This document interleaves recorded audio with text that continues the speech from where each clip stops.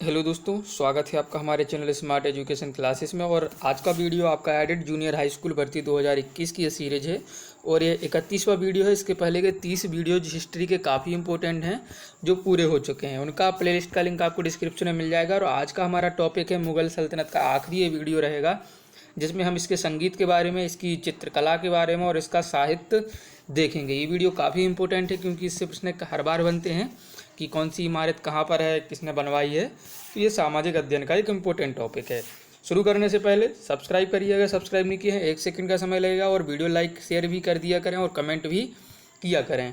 साथ ही ये आपकी रेफरेंसेस बुक हैं जिनसे आपको पढ़ाया जा रहा है। चलिए शुरू करते हैं। इसके हमें सीधे जो है क्वेश्चन करने हैं।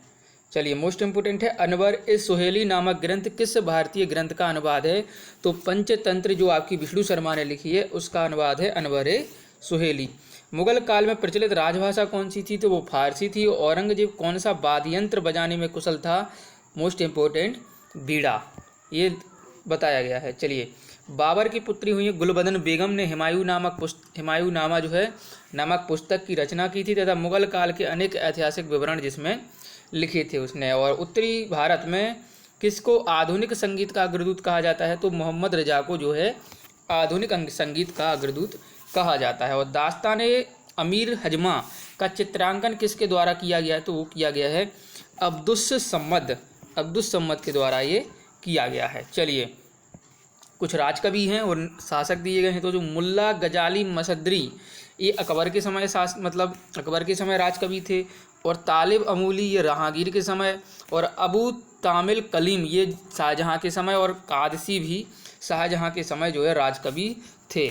और मुग़ल चित्रकला की सबसे महत्वपूर्ण कृति कौन सी है? आपकी हजमा नामा है एक जो एक कृति है, वो काफ़ी महत्वपूर्ण है। चलिए, इसके बाद ये हमने देख लिए हैं।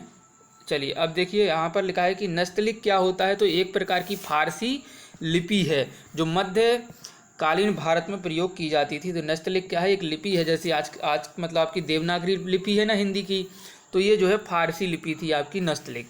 और मुग़ल शैली चित्रकला का प्रारंभ किस शासक के समय हुआ था? तो चित्रकला हुमायूं के समय से प्रसिद्ध हुई। और मुग़ल काल में जिस मदरसे ने मुस्लिम न्यायशास्त्र की पढ़ाई में विशिष्टता प्राप्त की वह कहाँ पर है? लखनऊ में जो है वो स्थित है वही मदरसा। चलिए, उसके बारे में देखिए, वही बताया गया है कि शाहजहां के शासनकाल में मस्जिद निर्माण कला अपनी पराकाष्ठा पर पहुंच गई थी। इसके 2 उत्कृष्ट उदाहरणों में पहली आगरा के किले और मोती मस्जिद जो ताजमहल की तरह संगमरमर के बने हुए हैं। और दूसरी लाल बरुआ पत्थर से बनी दिल्ली की जामा मस्जिद, जिसमें एक विशालकाय दरवाज़ा, ऊंची पतली मीनारें और अनेक गुंबदें जो है इस मस्जिद में दिखाई गई हैं, जो काफ़ी महत्वपूर्ण है उस समय के निर्माण कार्य हेतु। चलिए, ये काफ़ी इंपॉर्टेंट स्लाइड अब हम देखने वाले हैं। चलिए, तो शुरुआत करते हैं। इसमें देखिए, मुग़ल कालीन स्थापत्य के कुछ उदाहरण दिए गए, जैसे शेरशाह का मकबरा स्थान है आपका सासाराम बिहार में ये बना हुआ है और इसको शेरशाह सूरी ने बनवाया था।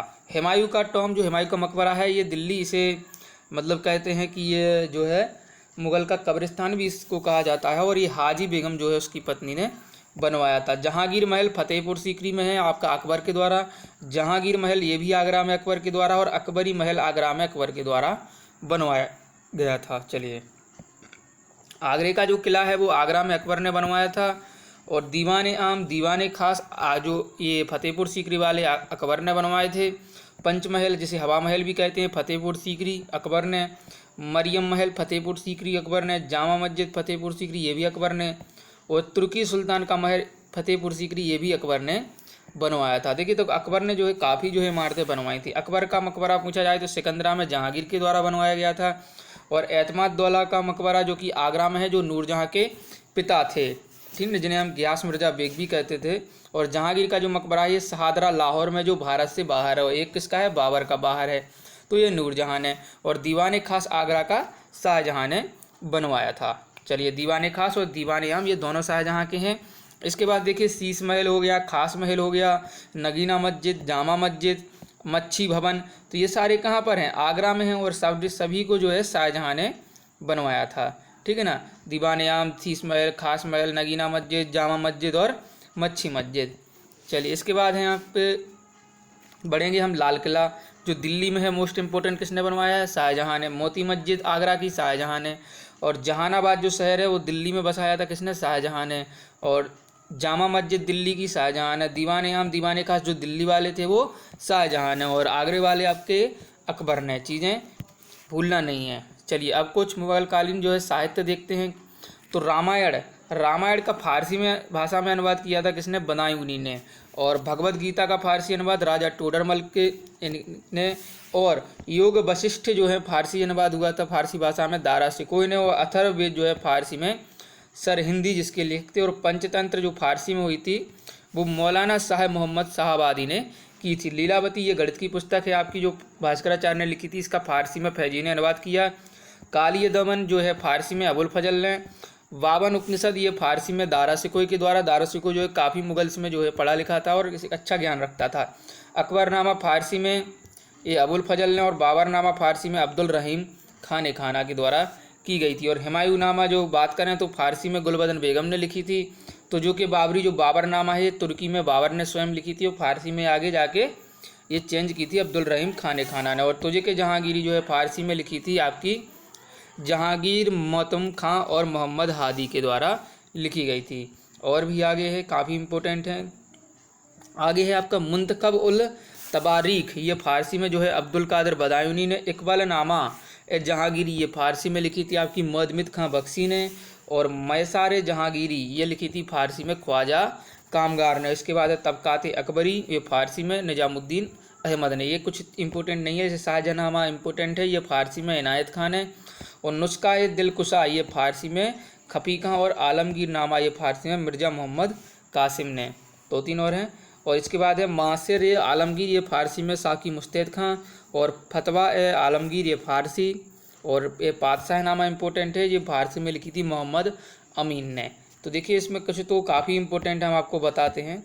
चलिए एक सेकंड, ये देखिए जैसे रामायण याद रखिएगा, भगवत गीता याद रखिएगा, अथर्ववेद वाला पंचतंत्र मोस्ट इम्पोर्टेंट है, लीलावती को याद रखिएगा, अकबरनामा, बाबरनामा, हुमायूंनामा और तुझो के बाबरी, तुझो के जहांगीरी, इस वाले में तो सभी इम्पोर्टेंट हैं।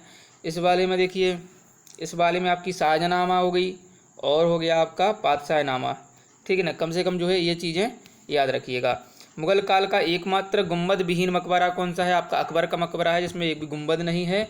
और जहांगीर के शासनकाल के अंतिम वर्षों में केवल संगमरमर की इमारतें बनवाने और दीवारों को अर्ध मूल्यवान पत्थरों से बनी फूल पत्तियों की आकृतियों से सजाने का चलन आरंभ हो गया था, जिसे हम पित्रादुरा शैली कहते हैं। और ताजमहल का निर्माण भी आपका पित्रादुरा शैली में हुआ था। हुमायूं के मकबरे के बारे में कुछ तथ्य हैं। इसका निर्माण 1565 ईस्वी में हुमायूं की पत्नी हमीदा बानो बेगम ने करवाया था। दोहरे गुम्मद वाला यह भारत का पहला मकबरा है। 4 बाग पद्धति का प्रयोग पहली बार हुमायूं के मकबरे में हुआ था, जबकि भारत में पहला बाग युक्त मकबरा जो है सिकंदर लोदी का था। इस मकबरे को ताजमहल का पूर्वगामी भी माना जाता है क्योंकि ये पहले बन गया था। और हुमायूं के मकबरे में दफनाए गए मुगल घराने के लोगों में हाजी बेगम हो गई, हमीदा बानो बेगम, हुमायूं की छोटी बेटी बेगम, दारा शिकोह, जहांदर शाह, फर्रुखसियर और रफ़ी उद्दरजात तथा आलमगीर द्वितीय। फर्रुखसियर के बारे में एक तथ्य जानते हैं ना, इसी ने मुगलों जो अंग्रेज थे ब्रिटिश ईस्ट इंडिया उन्हीं को स्वर्णिम फरमान दिया था।